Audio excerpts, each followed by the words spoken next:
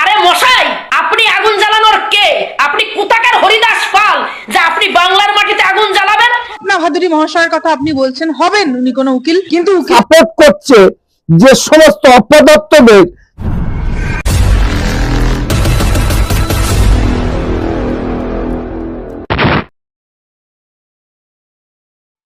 নমস্কার, আমি কৃষ্ণপদ অধিকারী। আমার ছোট্ট একটা ইউটিউব চ্যানেল আছে, চ্যানেলটার নাম don't care, Facebook page Krishna Krishna. নামটা শুনে অবশ্যই আপনারা সবাই বুঝতে পেরেছেন যে আমি একজন সনাতনী। এই জায়গায় দাঁড়িয়ে আমাদের সনাতনীর পরে যদি কেউ অত্যাচার অনাচার এবং সনাতন নিয়ে কেউ যদি ব্যঙ্গ করে, তাহলে আমি না থাকতে পারি না। তাই আপনাদের সামনে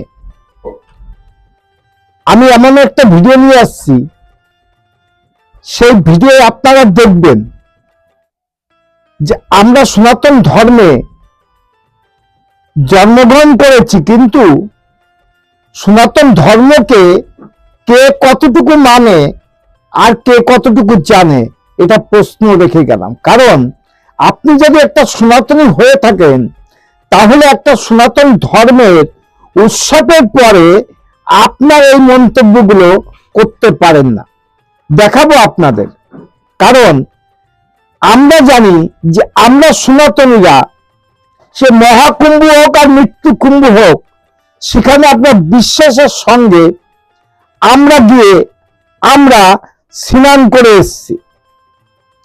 যে মহা স্নান হোক আর নরক স্নান হোক, সেটা পরবর্তীতে আমরা যে স্নান করে এসেছি, আমরা যে ভক্তি শ্রদ্ধা নিয়ে, এইটাই আমাদের কাছে সনাতন ধর্মের কাছে অনেক অনেক পাওনা। কারণ যে সমস্ত সোশ্যাল মিডিয়ায় এই কুম্ভ মেলাকে নিয়ে দিনের পরে দিন যে কথাবার্তা বলছে, তার প্রতিবাদ জানানোর জন্য আমার এই ভিডিও।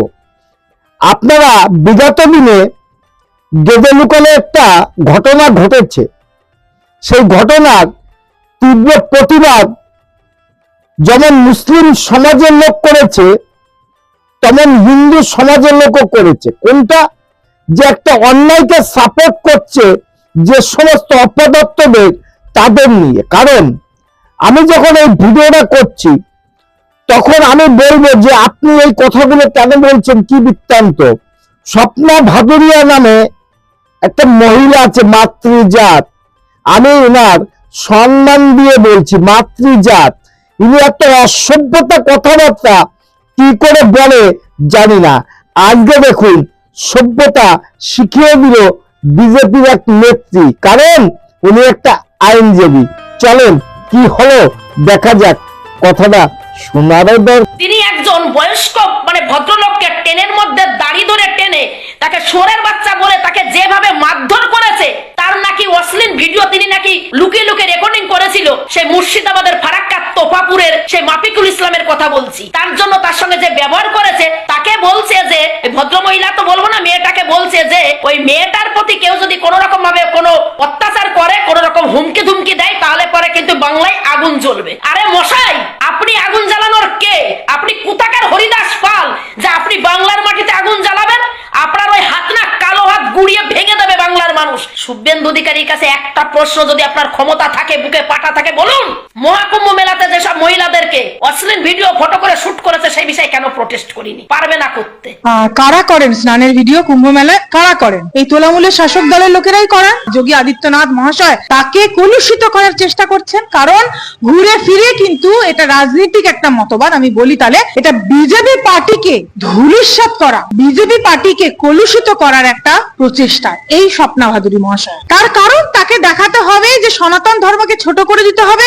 সনাতন ধর্মে মেয়েরা, আমরা জানি আজকে মা দুর্গাকে ত্রিশূল কিন্তু আমাদের মহাদেব দিয়েছিলেন, তাই কিন্তু তিনি আজকে অসুর বধ করতে পেরেছেন। তার 10টা হাতে 10টা অস্ত্র তুলে দেওয়া হয়েছিল। আমাদের সংবিধান তো বটেই, সংবিধানের আগে আমাদের ধর্ম কিন্তু রামায়ণ মহাভারত থেকে আমরা দেখেছি এটাই বলে নারীকে প্রয়োজনে হাতে অস্ত্র তুলে নিতে হবে। আমরা ঝাঁসির রানী লক্ষ্মীবাইকে আমরা দেখেছি। আমরা প্রচুর নারীদেরকে, আমরা নারী ক্ষমতায়ন মানে কিন্তু এরা কি ভেবে নিয়েছে, নারীদের হয়তো বগল কাটা জামা পরে নারীদেরকে ক্ষমতায়ন শেখাচ্ছে যে আমরা এই স্বাধীনতা দিচ্ছি।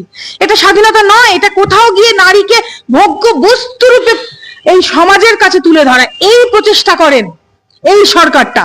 না হলে আপনি দেখুন, যারা আজকে একটা অভয়াস থেকে শুরু করে আজকে প্রসূতি মায়েরা যেখানে বিচার পায় না, যেখানে স্যালাইন কাণ্ডে আজকে প্রসূতি মায়েরা জনে জনে পেটে প্রসব করার সময় তারা আজকে মারা যাচ্ছেন, আজকে সন্তান প্রসব করতে গিয়ে তাদের আজকে যে অবস্থা হচ্ছে, আজকে শিক্ষা দীক্ষা নেই, যে নারীরা আজকে শিক্ষার চেয়ারে থাকার কথা তারা আজকে রাস্তায় টাকা দিয়ে একটা শিক্ষার জায়গায় গেছে। আপনি কি বলছেন তাদের এই যোগ্যতাটা আছে? তারা পশ্চিমবঙ্গের সঙ্গে ইউপির তুলনা করছেন, উত্তরপ্রদেশের সঙ্গে কোনোদিনও পশ্চিমবঙ্গের তুলনা তো হয়ই না। উত্তরপ্রদেশ অনেক এগিয়ে সুরক্ষার দিক থেকে আজকে কুম্ভই সেটা প্রমাণ করে দিয়েছে। কিছু বিচ্ছিন্ন ঘটনা যেগুলো দেখিয়ে আজকে ভারতীয় জনতা পার্টিকে কালিমা লিপ্ত করার চেষ্টা করছে, সেটা আমি পুরোপুরি কন্ডেম করছি। কে বলছেন, কোন স্বপ্না ভাদুরী মহাশয়ের কথা আপনি বলছেন? হবেন উনি কোনো উকিল, কিন্তু উকিলের আগেও তো সর্বপ্রথম উনি একজন ভারতবর্ষের একজন নাগরিক, একজন ভারতীয় হিসাবে তার কি ভারতীয় সনাতন কালচার, ধর্ম, ভারতীয় সংস্কৃতি, ভারতীয়দের আবেগ, ভারতীয় কালচার এবং হেরিটেজ সেটা রক্ষার লড়াই তিনি কতটা করছেন আমার কিন্তু জানা নেই।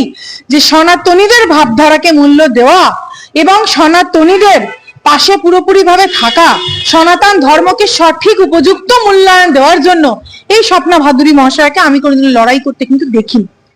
আপনি সঠিক বলেছেন, কারণ সনাতনের জন্য লড়াই ইনি করবে না। কারণ কি জানেন তো, ইনি চটিচাটা, একটা চটিচাটা না হলে সনাতন ধর্মের পরে এই সমস্ত কথাবার্তা কি করে বলছে নারী বলে ওনাকে বলার নাই। কারণ আমিও প্রশ্ন করব, আপনি একটা নারী, যদি আপনি একটা নারী হয়ে থাকেন তাহলে অন্য নারীর পরে সম্মান দেখানো উচিত। যে অন্য নারী যেখানে সম্মানহানি হচ্ছে, আপনার মুখে এই কথাটা মানায় না। হতে পারে আপনি বড় কিছু, কিন্তু আমার কাছে আপনি একদম তুচ্ছ। কারণ আপনি সনাতন ধর্মকে নিয়ে কথা বলেছেন, তার জন্য আমার কাছে আপনি ঘৃণার পাত্র। এইটাই ঠিক, কারণ সনাতন ধর্মকে বাঁচিয়ে রাখার জন্য যে কোনো লড়াই, যে কোনো আঘাত আমাদের প্রতি আসুক না কেন, লড়াই করে যাব সনাতনী হয়ে। কারণ আমি একজন সনাতনী। জানি না ভিডিওটা কেমন লেগেছে, যদি ভালো লাগে আপনারা লাইভ শেয়ার করবেন। আমার চ্যানেল নাম বেনকেয়ার, ফেসবুক পেজ কৃষ্ণ কৃষ্ণ। আগামীতে নতুন ভিডিও আনার জন্য একটু আশীর্বাদ চেয়ে নিচ্ছি আপনাদের কাছে। ততক্ষণ টাটা। Madam, when sorry.